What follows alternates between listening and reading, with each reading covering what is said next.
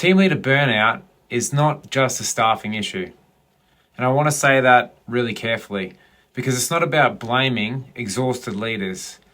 Most team leaders in child protection are carrying complex work, high emotions, serious decisions, risk, relationships, compliance, staff wellbeing, stakeholder pressure, and the day-to-day needs of children and young people.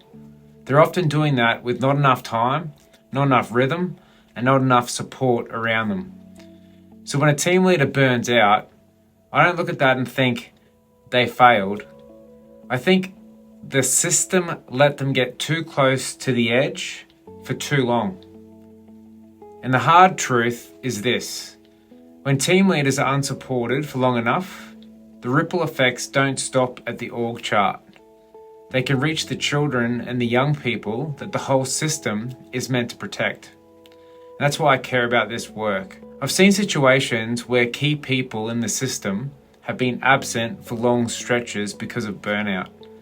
They'd been carrying too much for too long. And when that happens, decisions can get missed.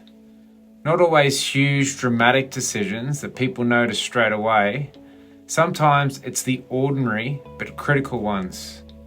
A school enrollment, a mental health assessment, a case plan review, a referral that needs to move, a follow-up conversation that doesn't happen, a meeting where the right person isn't in the room, a risk that gets noticed late. And in child protection, those things are all connected. A missed school enrollment isn't just admin. It can mean a child or young person loses routine, connection, learning, belonging, and access to the adults who notice when things are changing. A missed mental health assessment isn't just a delayed appointment. It can mean distress goes unsupported for longer than it should. A missed case plan review isn't just a meeting that moves. It can mean drift, unclear roles, delayed decisions, gaps in support. And those gaps can compound. Schooling gets disrupted, mental health treatment's delayed, support becomes patchy, the young person experiences more uncertainty. The team becomes more reactive, and outcomes become more fragile. And I'm saying it carefully, not to blame the leader, not to blame one person for complex outcomes. Child protection is never that simple. But once you've seen how burnout creates gaps and how those gaps can ripple out to children and young people, you can't unsee it. And that's why this work matters. Because team leader burnout is not just about whether a leader feels okay. It's not just about staff well-being. It's not just about retention, sick leave, recruitment, or workload. Those things matter a lot, but the stakes are bigger. Because robust team leaders help create stable teams. And stable teams are more likely to stay. And when teams stay, children and young people experience more consistency. The same faces, the same expectations, the same follow-through, the same adults who know their story without needing it retold every few months, which really matters. For a child in care, stability is not a nice bonus. It's part of the intervention. It's part of the healing. It's part of trust. It's part of identity development. It's part of safety. And when the adults around the child are constantly changing, exhausted, reactive, or unavailable, the child feels that. And maybe not in the language that we would use, but they feel it. They feel when plans change. They feel when people leave.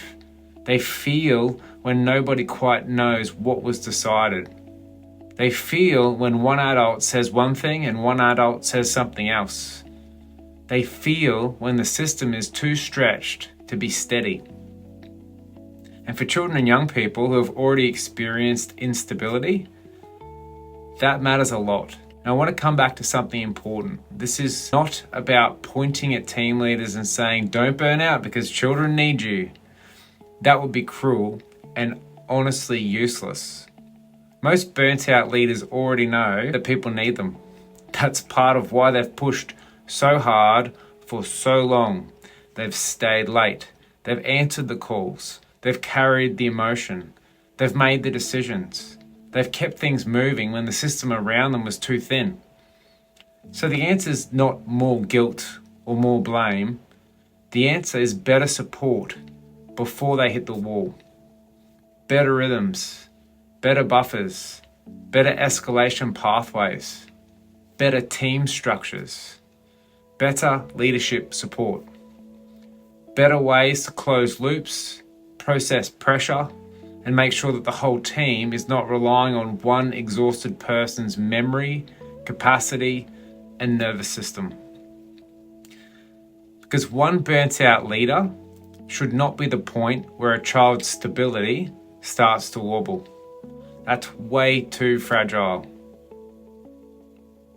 So if you're a senior leader, a regional director, child protection manager, residential care manager, foster care agency manager, or someone sitting in government leadership or clinical governance, this is the bit I really want you to hear.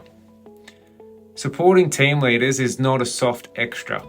It's not a nice professional development add-on. It's not just a wellbeing initiative.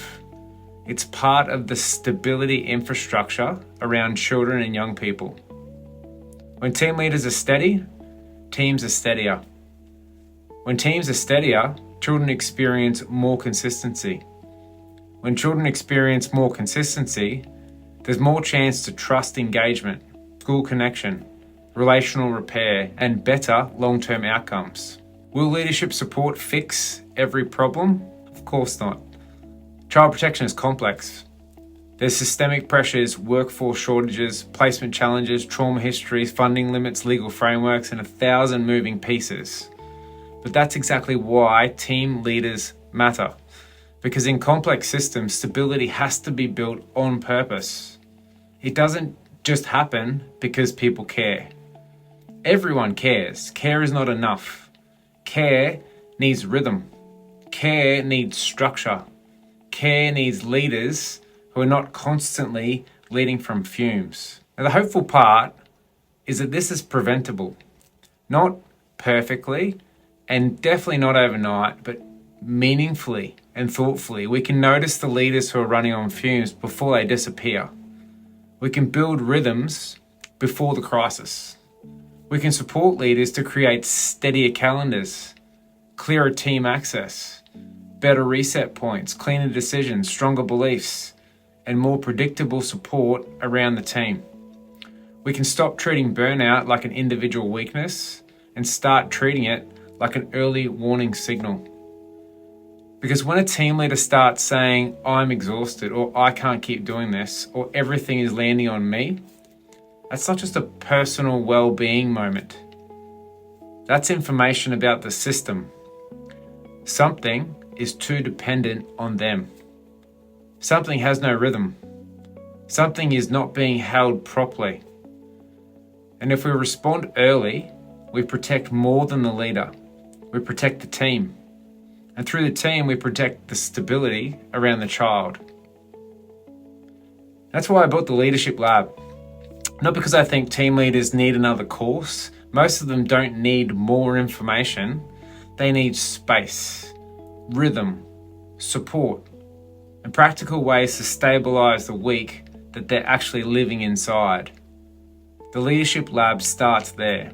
Daily anchors, weekly resets, clear buffers, better access rhythms, better ways to lead the team without becoming the container for everything. Then once there's enough stability, we reconnect leaders to purpose and build mission-driven teams from a steadier place.